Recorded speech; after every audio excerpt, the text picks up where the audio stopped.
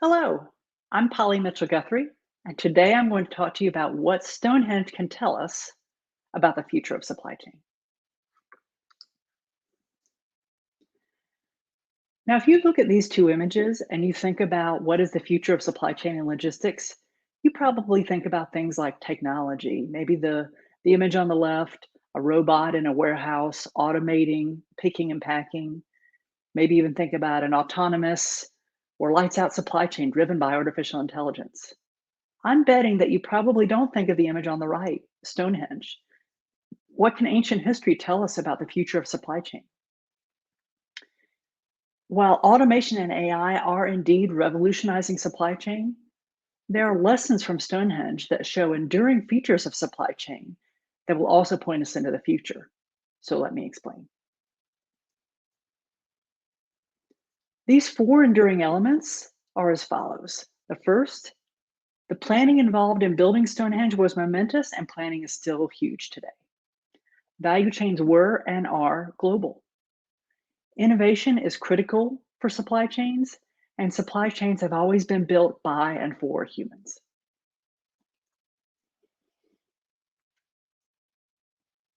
The first element, planning. Planning is huge in supply chain.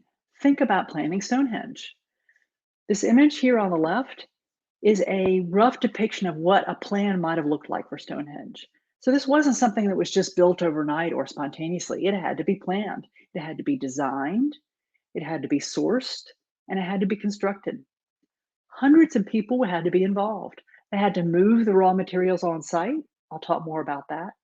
They had to shape those raw materials into the finished components for building using tools like flint hammerstones and other ones available to them at the time.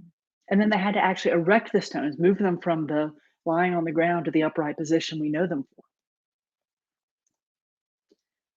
The planning involved in supply chains today is actually even more momentous because in the times of Stonehenge, supply chains were linear. We just moved things through the chain. But today's value chains are long and complex. What makes them so complex? Many, many factors. Just to give two examples, one might be your bill of materials. For example, if you make an automobile, it can have more than 30,000 parts across multiple tiers of suppliers. On the other hand, if you're a CPG company, you may have a distribution intensive model where you're aiming to saturate your markets across multiple channels. And you may even have both. Regardless, your supply chain needs agility to be able to ensure that you can respond to customers. Now we know that Stonehenge was sourced globally. More recent analysis techniques, advances in archaeology, have allowed us to actually pinpoint that with fairly good precision. The big stones were sourced locally, which was not uncommon with European Neolithic sites. They sourced their materials usually within 10 miles. But the new techniques, these novel analysis techniques, showed us that the smaller stones were actually sourced abroad. They came from 180 miles away in Wales. Now, there were lots of theories around why the materials were sourced from so far away or how they even moved them. This picture here is one depiction. This was before the era of the wheel. So imagine trying to move a stone that weighed up to 4 tons before the wheel. We don't know why, but for whatever reason, they sourced globally, and they must have had a good reason because they wouldn't have undertaken the effort involved if they didn't have a good reason. Global sourcing applies more than ever today. What you're seeing here is an image of a motorcycle. I think of a Harley-Davidson as an iconic American brand. As an American brand, many people are proud to think of it as made in America. And it is, technically, it is assembled at plants in the United States, but with parts imported from many different countries. Just a few examples, the brakes and the clutches come from Italy. The engine pistons come from Austria. The bike suspension comes from Japan. And there are many other components that come from Mexico and China. So value chains like this one are global for many reasons. Initially, they were driven by cost. Let's go abroad for low-cost labor. And then, of course, there may be other parts that are only available, raw materials closer to certain markets overseas. Today's supply chains, though, are increasingly oriented towards skilled labor. Because if we look at my Harley-Davidson example, nobody's going to think that Italy, Austria, or Japan represent markets with low-cost labor. So it's skilled labor with very specialized expertise in many cases. And that expertise becomes a cluster, often tied to universities or other research centers. And so whether it be semiconductor chips or certain kinds of drugs or medications, any number of things, these clusters grow up in other locations. Now, in the last year, many companies thought they needed to reduce their dependence on China, and there was a lot of talk about reshoring. And what has happened in the last year is that while that conversation has continued, many companies that were reshoring away from China are actually going back to China because what they're finding is that Asia and especially China has shown greater resilience than anyone expected in bouncing back. And Asia Pacific has a growing consumer market. So there are many reasons why reshoring may not be as simple a story as it's sometimes depicted in the headlines. What we're actually seeing a lot of is regionalization. This is trying to come up with more regional trading blocks so that your sourcing and your consumers may be in a region instead of a fully global or a fully domestic or local supply chain. Regardless of the nature of your supply chain, you need transparency to understand the impact. And I choose my word transparency carefully. We've heard a lot about visibility in the last year, but what visibility does is it tells you that something has happened in your supply chain. It actually doesn't tell you what the impact is, and it doesn't help you understand what to do about it. So make sure you look at capabilities that give you transparency to understand that impact and to know what to do. The third enduring element of Stonehenge is that it was built with innovative technology. Now, this picture here may not look like innovation to you, but at the time, these tongue and groove joints used in this stonework had not been seen elsewhere in other Neolithic locations. This tongue and groove joint is a technique from woodworking or carpentry that was borrowed and used with stones, but that was an innovation to transfer it from one field to another. Secondly, the ground upon which Stonehenge is placed is sloping, but the stones are fully erect. So that tells us that these people knew something about the center of gravity and how to erect stones and then counterbalance them so that they stood upright. And keep in mind, this was all done before innovative technology like the wheel and metal. Technology was important to Stonehenge, and it's important today to supply chains. Digital transformation is driving innovation. And one of the most significant drivers is artificial intelligence.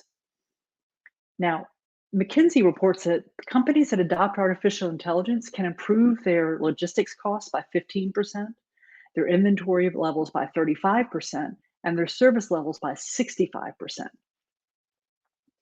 Automation can take tedious tasks off the plate of the supply chain planner so they can focus on critical exceptions.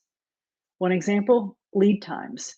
Think about a complex bill of materials, like I mentioned earlier, something with thousands, hundreds, if not thousands of parts. It's very hard, really impossible for a planner to be able to manage manually, updating with accuracy all the lead times for a product like that. If we use artificial intelligence to predict lead times based on history of what they will actually be, not the planner's assumptions, we can increase the accuracy and take tedium off the planner's plate. We were motivated at my company, Kinaxis, to take on this notion of predicting lead times in a self-healing supply chain by learning that one customer's lead times were off by more than 50 days. Increase the accuracy, automate the mundane, get better results. Second use case is to increase forecast accuracy by sensing demand. We all know that in the last year especially, the unpredictable demand signal has been very hard to manage and understand. Demand sensing says that instead of just looking at sales history to do a statistical forecast, we're going to bring in other signals because sales history isn't the only thing that might help us understand the future. We might want to look at things like weather, customer sentiment, social media, even the actual sales price, depending on what kind of product you're selling. If we bring in these extra signals using artificial intelligence, we can enhance the forecast and increase the accuracy and get a better understanding of that demand signal. The goal of artificial intelligence should be to keep the lights on. We want to augment humans, not replace them. Gartner found in a study that the number one priority or a goal for adopting artificial intelligence in supply chains was to increase the efficiency of the supply chain, the people and the supply chain itself, not cost reduction or getting rid of humans. We want to augment them and not replace them. Fourth enduring element, Stonehenge was built by and for humans. Now, there are lots of theories as to why it was built, the purpose. Was it a Druid temple? Was it a burial site? Was it a coronation location for kings? Many theories. The most accepted is that it was a temple aligned with the movements of the sun. Now, if we could ask the Neolithic man or woman on the street in the region around Stonehenge why it was built, they would know. They were the customer after all, right? It was built for humans. And it was also built by humans, literally by hand, because they did not have the tools that we have available today, the automation available to us. But even though we have tremendous automation, supply chains still need people power more than ever. Keep in mind that supply chains are about you. If you're the customer, supply chains start when you place an order and they end when you receive the order. After all, supply chains are keepers of the last touch before the customer receives the product. Supply chains may need automation and artificial intelligence to modernize and to get the benefits that we all believe are necessary to compete, but AI needs humans. AI lacks context, collaboration, and conscience. Let me explain. Context is what gives meaning to the data. Now, we don't know why Stonehenge was built or sourced globally. We have data that can tell us where it came from, pinpoint the precise location, but it can't tell us why it was built or sourced globally because the data doesn't tell us that. It cannot derive meaning from context. What AI can do is it can predict well, but it cannot explain reality. We need planners who have incredible domain expertise about their area to explain what's actually happening by turning data into stories. Here's an example. In the immediate aftermath of lockdowns last year, we worked with a retailer, and they knew that their sales history was not at all a good predictor of their current demand, so they couldn't rely on traditional techniques for a sales forecast. But they wanted something to try to figure out how to understand what to stock and sell. So we used an artificial intelligence technique called clustering to just say, what are the patterns in the data of everything they had sold so far in those recent weeks after lockdown? And we found multiple patterns, and I'll explain three just to give an example. The first is a cluster of products like perfume, cosmetics, candy, where there was a lifestyle change. In lockdown, people needed those things less. And so there was a declining demand, but the pattern was showing that it was actually coming back. Medicine, personal care products, vitamins, those were things that people were worried they would not be able to get. So they stocked up. You could see a spike in demand. But then once they had their stock, the demand stayed steady. And thirdly, eggs, milk, you can't pantry load eggs and milk because they're perishable. So the demand is solid. So what the artificial intelligence could do is find these patterns in the sales data, but it couldn't explain them. It was up to humans to explain these patterns and then use them to actually make decisions. So this is a great illustration of how human domain expertise and artificial intelligence pattern finding work together. So the goal of AI should be to augment humans, not to replace them. Second, collaboration is critical. Now we know it took hundreds of humans to build Stonehenge together, and it takes hundreds of humans to run a supply chain. AI can analyze relationships mathematically, distance between points, things like this, but AI cannot establish relationships or maintain them. Only humans can build relationships. This is not something that can be automated. But we know that collaboration is critical to supply chains, and especially during a disruption. This chart here is from a study done about how supply chains responded to the pandemic by a firm called Supply Chain Insights. And in addition to finding that collaboration increased, this firm asked supply chain leaders, what did you find with increased collaboration you were able to do? The top two things: communicate better with suppliers, communicate better with customers. Communication cannot be automated. This is something only humans can do in order to establish the kind of relationships and maintain them and improve them during times of disruption. Third thing, artificial intelligence cannot do. Conscience. Conscience is what makes us humans. Now, we know Stonehenge was purpose-built for some important ritual meaning, even if we don't know why. And it's humans that also bring conscience to supply chains, because AI cannot tell right from wrong. It can find patterns in data, but it cannot tell right from wrong. And telling right from wrong, bringing conscience and purpose to supply chains is actually growing in importance these days. One of the things MIT found in a study about supply chain sustainability is that investment in supply chain sustainability is actually at the same level or even increasing over where it was before the pandemic. And Gardner predicts that the future of supply chain is purpose driven. From a study they did, they found that 85% of supply chain leaders said that the primary purpose of supply chains is to deliver positive value to customers, employees, and society. They ranked this ahead of investor return. So while supply chains may struggle with issues around conflict minerals, human rights issues and labor, climate impacts from greenhouse emissions, water, and other issues, it's also humans that sound the clarion call of conscience to say, we can do better. And what the data is showing us right now is that humans are indeed bringing conscience to supply chains and saying, we want to do better. These are the things we care about. A purpose-driven supply chain is important.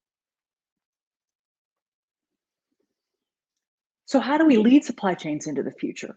I've told you about enduring elements of supply chains, the role of planning, that value chains are global, innovation is critical, and supply chains are built by and for humans.